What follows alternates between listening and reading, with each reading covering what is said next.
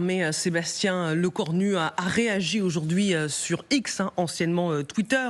Un avion de patrouille maritime Atlantique 2 français a été la cible de mesures d'intimidation russe. Cette action agressive russe n'est pas acceptable. Certains experts interprètent cet incident comme un acte de guerre, à tort ou à raison. Nous allons poser la question à nos invités. Accueillons l'amiral Michel de la Garaille. Bonjour. Bonjour. Ancien commandant de l'école navale, ancien directeur du Centre des hautes études militaires. Aline Lebaille-Kremer, bonjour. Vous êtes journaliste, cofondatrice du collectif Stand with Ukraine. Ulrich Bouna, bonjour. Bonjour. Chercheur associé chez Eurocreative, analyste géopolitique de l'Europe centrale. Vous êtes l'auteur de La guerre hybride en Ukraine, quelle perspective? Et un spécialiste de l'aviation, Michel Polaco, est connecté. Bonjour, expert en aéronautique et sur les questions de défense. À quoi joue Moscou, Ulrich Bouna? En fait, on est typiquement dans une action de guerre hybride, en fait. C'est-à-dire que, grosso modo, la Russie, effectivement, cherche à perturber, alors, comme le disait le pilote de l'Atlantique 2, la mer Baltique est désormais plus ou moins un lac otanien. Il y a, grosso modo, mis à part la Russie, tous les autres pays limitrophes font partie de l'OTAN. Et donc, effectivement, dans ce cadre-là, la Russie cherche à nous perturber, depuis notamment Kaliningrad, ce qui se trouve que l'équipement militaire utilisé pour, effectivement... on va dire identifier et viser cet avion, donc c'était effectivement une batterie antiaérienne située à Kaliningrad, mais donc effectivement Kaliningrad est utilisé pour perturber en fait les pays limitrophes. Il y a des perturbations des signaux GPS, il y a effectivement des tentatives d'intimidation, mais qui sont de différentes on va dire natures. Il y a flasher les avions de l'OTAN qui passent dans les eaux internationales. Il y a envoyer des drones proches des ports allemands ou suédois. Il y a couper des câbles en Baltique. Donc on est dans une stratégie vraiment globale de la Russie qui effectivement cherche à perturber, déstabiliser les Occidentaux tout en restant sous le seuil de guerre. Je pense qu'on ne peut pas parler d'un acte de guerre, soyons réalistes. Mais en revanche, effectivement, les Russes jouent avec cette notion de provocation pour voir un petit peu comment l'OTAN réagit d'une part. De telles actions constituent une menace pour notre population et notre sécurité. C'est ce que déclarait à l'époque le ministère des Affaires étrangères estonien. Mais pas plus tard qu'il y a quelques jours, son homologue lituanien a rappelé l'importance de blinder la mer Baltique. Écoutez.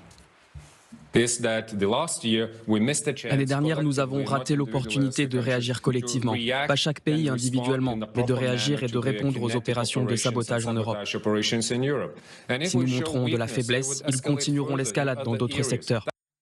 Il ne faut pas montrer de la faiblesse, nous dit la Lituanie. Merci Jade pour ce rappel extrêmement précieux qui vient nourrir nos débats. Ulrich Bouna, la Russie est en train de jouer avec les nerfs de l'OTAN? Oui, avec le seuil, en fait, effectivement. Et sur tous les points de conflictualité, en fait. En grosso modo, à chaque endroit où, finalement, la Russie se retrouve face à l'OTAN, alors, effectivement, mer Noire, mer Baltique, détroit de Bering, mais on peut aussi citer la Syrie, où, effectivement, bon, alors, moins maintenant, mais en tous les cas, ce que l'on constate, c'est qu'à chaque endroit où les Russes ont la possibilité de perturber les Occidentaux otaniens ou américains ou européens, effectivement, ils le font, et ils le font de plus en plus fréquemment. En fait, comme le disait l'amiral tout à l'heure, c'est que ce que l'on constate, c'est que ces actions se multiplient.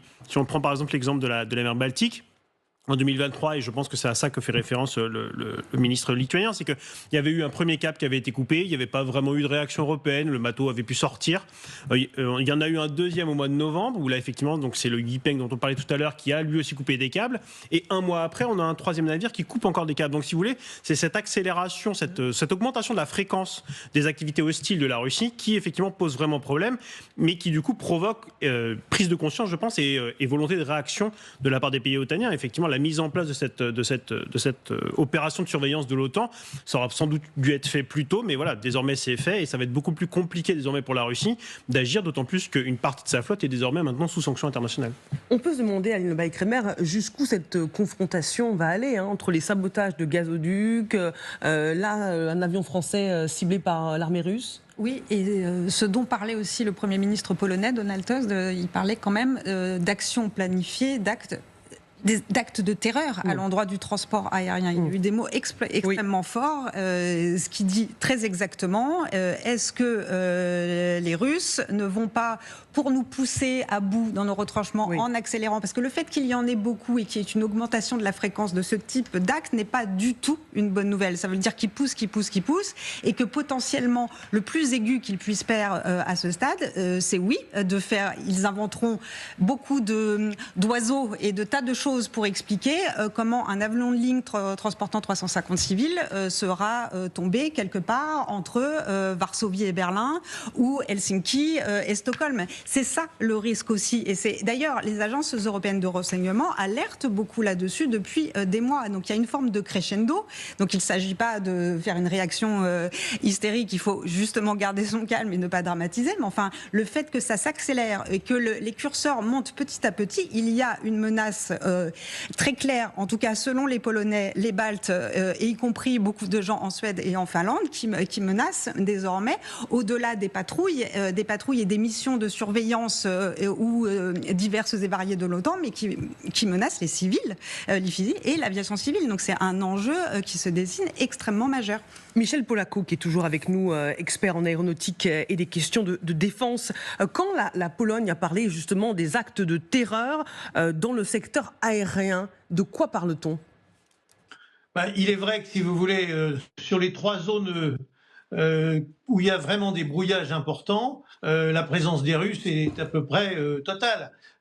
Ça vient d'être dit, la mer Noire, la mer Baltique et le Proche-Orient, avec la présence des Russes jusqu'ici en Syrie. On sait qu'ils ont beaucoup utilisé des systèmes de brouillage, notamment lorsque les pays alliés montaient des opérations contre Bachar el-Assad. Il y a eu vraiment des scènes de brouillage très importantes. Aujourd'hui, les avions civils rencontrent des difficultés, et on a quand même vu le paroxysme il y a quelques semaines avec cet avion de l'Azerbaïdjan qui a été abattu par un missile russe dans une zone dans laquelle il y avait un brouillage intense qui était provoqué par les Russes, et avec une erreur de tir probable de la part de servants de batteries de défense aérienne russes. Donc voilà, les 3 zones sont très dangereuses. Pour les compagnies aériennes, il y a vraiment des zones à éviter, qu'elles évitent. Vous êtes au courant de l'histoire du couloir en Irak il y a 2-3 mois, avec un avion d'Air France qui s'était retrouvé en gros sous la trajectoire des missiles balistiques que l'Iran avait tirés sur Israël. Donc vous voyez, il faut faire vraiment attention. Il faut se tenir vraiment au courant, et effectivement, il faut éviter de faire voler des avions de ligne à proximité des zones où se trouvent des défenses antiaériennes qui peuvent être servies avec plus ou moins d'intelligence et de prudence. Éric Bonnach, vous voulez réagir ? Oui, je pense qu'aussi Donald Tusk qui fait référence à autre chose, qui est en fait une tentative du GRU d'envoyer en fait des colis piégés. On a eu des explosions donc de colis DHL pour ne pas citer la marque, qui ont explosé dans des hangars, je crois en Allemagne et en Pologne. Mais il semblerait que l'objectif in fine c'était d'envoyer ce genre de colis en fait aux États-Unis. Et donc effectivement, il y a eu un message relatif. Enfin, donc les Américains notamment ont détecté que ça venait du GRU, donc le renseignement militaire russe. Spécialiste des actions les plus offensives en Occident.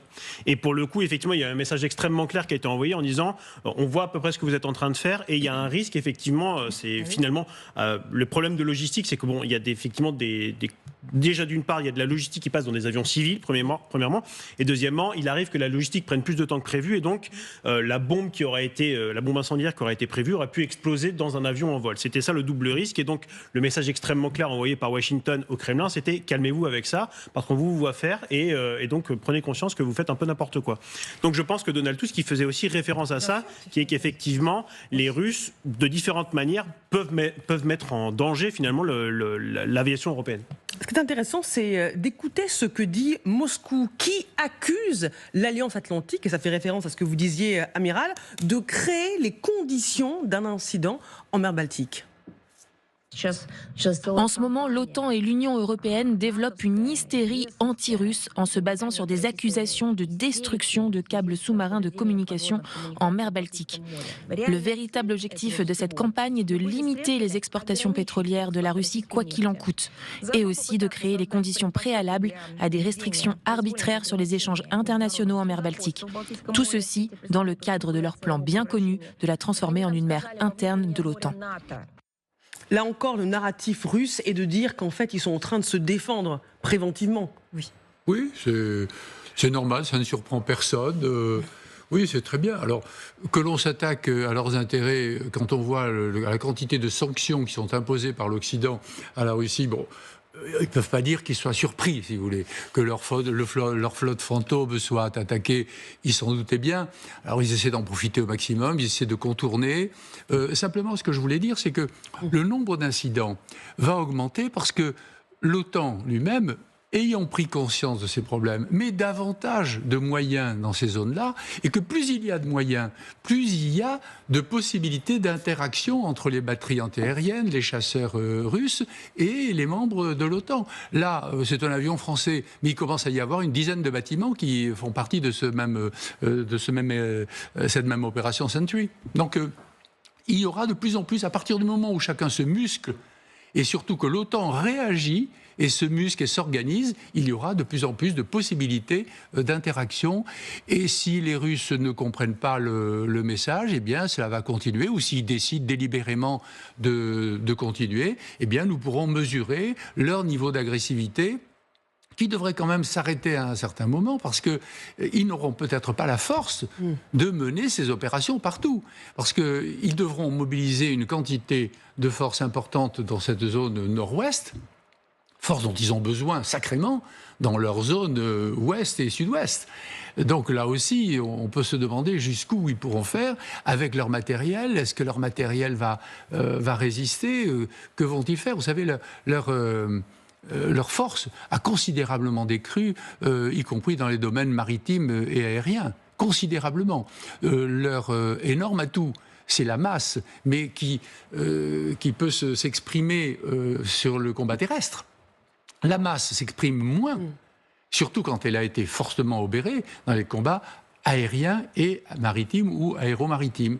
Donc là, il me semble qu'ils s'aventurent sur un domaine sur lequel ils ont peu de chances de maintenir une équivalence ou de contenir éventuellement les forces occidentales et otaniennes qui sont quand même assez armées et qui le seront de plus en plus pour les contenir. On comprend que Moscou veut protéger dans cette mer Baltique la route des pétroliers russes, mais face à ces actes d'intimidation, à 3 jours de l'investiture de Donald Trump, est-ce que les Américains vont laisser faire? Alors, la réponse du futur secrétaire au Trésor, Scott Bessent, pourrait vous surprendre. Écoutons-le. Je serais tout à fait d'accord pour que les sanctions soient renforcées, en particulier à l'encontre des grandes compagnies pétrolières russes, et qu'elles atteignent des niveaux qui amèneront la Fédération de Russie à s'asseoir à la table des négociations. Les Américains seraient prêts au bras de fer et pas du tout à dérouler le tapis rouge à Vladimir Poutine, comme certains ont pu le dire.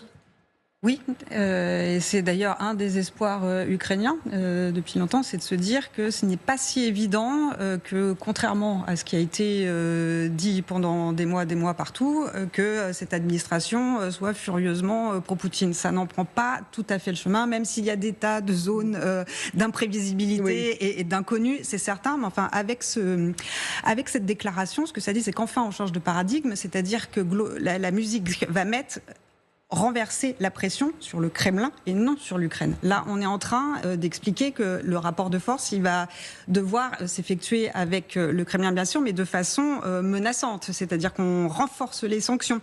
On va enfin très sérieusement s'attaquer à la question, à la matrice et à la fondation, aux fondations de cet appareil militaire russe, c'est-à-dire le gaz, le pétrole. Et en Ukraine, sur la question du pétrole, on dit enfin, d'ailleurs couplé avec des attaques de plus en plus massive et en profondeur des forces armées ukrainiennes sur des raffineries ou sur des sites qui sont liés à toute cette industrie qui est vraiment, c'est ça qui tient l'appareil militaire russe. Donc toute nouvelle sanction et renforcement enfin de ce rapport de force à l'endroit du pétrole russe, évidemment, c'est plutôt une bonne nouvelle pour Kyiv et ses alliés et ses voisins, c'est-à-dire la Pologne, les Baltes et les pays dont on parlait tout à l'heure, la Suède et la Finlande. Et c'est applaudissement des deux mains sur cette question des sanctions qui concernent le pétrole. L'administration Trump est prête à frapper Poutine, enfin la Russie, au portefeuille. Écoutez, je pense qu'à partir du 20, nous ne serons pas au bout de nos surprises. Oui. Et depuis que l'on a vu monter la cote de Trump dans ces élections-là, il se répand une certaine idée qui est presque, après tout, peut-être va-t-il nous surprendre. Alors Zelensky, lui, quand même, l'a rencontré 2 fois, une fois à Mar-a-Lago, l'autre fois à Paris, et a l'air de pouvoir faire la part des choses ou d'envisager de trouver un modus vivendi ou operandi avec Trump. restons quand même très prudents, mais c'est vrai que nous étions face à un certain immobilisme en définitive, et que la fatigue se fait sentir. Essentiellement en Ukraine d'ailleurs, mais aussi chez les Américains, mais dans les pays européens aussi. La fatigue se fait sentir absolument partout. Et il est temps, mais ça on l'avait déjà dit depuis pas mal de temps, il y a un moment où petit à petit les gens vont s'asseoir à table, contraints et forcés. À mon avis, ça m'étonnerait que ça débouche en 2025, contraint et forcé, parce qu'il n'y a plus d'autre alternative, parce qu'il faut faire quelque chose. Alors c'est un peu comme la réunion au ministère du Travail actuellement, il y a un moment où il faut arriver, faire des compromis et trouver. Alors les voies de compromis commencent à être ouvertes, en particulier par la partie ukrainienne, malheureusement, parce que c'est un peu au bout de leur force. Mais comme vous l'avez dit, madame, il faut continuer à taper la Russie au portefeuille, mais est-ce qu'on l'a tapé assez fort ? Souvenez-vous que le gaz qui arrivait en Roumanie et en Hongrie, à travers l'Ukraine avec qui la Russie est en guerre, n'a cessé d'arriver qu'au 1er janvier. De nombreux oléoducs. Alors, il y avait là-dedans des redevances qui étaient payées, des gaz et du pétrole qui étaient payés. Et surtout un accord signé et de ménager les partenaires. Mais alors que ces pays...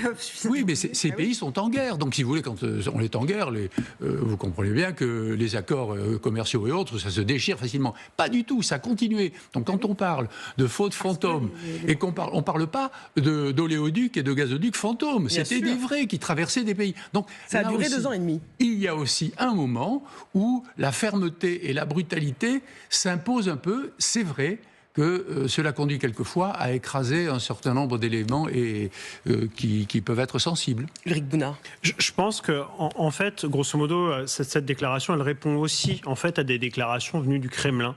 Ou de ce zone d'aéropage qui sont maximalistes en fait. Quand les Russes veulent envisagent d'entrer en négociation, ils ont toujours une posture maximaliste où effectivement ils en font des caisses et ils disent on lâchera sur rien, on veut que l'Ukraine soit désarmée, on veut que l'Ukraine soit dénazifiée, tout ça. Donc on veut que l'OTAN se retire d'Europe centrale. Donc il y a une déclaration maximaliste du Kremlin, mais effectivement dans la réalité il y a quand même une vraie fatigue militaire et économique de la part des Russes qui ne peuvent pas tenir ce rythme-là indéfiniment. Et d'un autre côté, il y a effectivement une administration de Donald Trump qui veut arriver assez rapidement à au moins un cessez-le-feu. Une façon de contraindre les Russes à s'asseoir à la table des négociations, c'est de leur dire si vous ne vous asseyez pas à la table des négociations, on augmentera les sanctions. Donc c'est ça qui se joue, c'est une espèce de carotte et de bâton. Avec la carotte qui est le bâton qui est de dire si vous n'êtes pas raisonnable, on augmentera les sanctions sur le pétrole. Si vous êtes par contre, en revanche, sympathique et que vous asseyez à table, pourquoi pas envisager une diminution des sanctions. Et voilà, le ton est donné à suivre.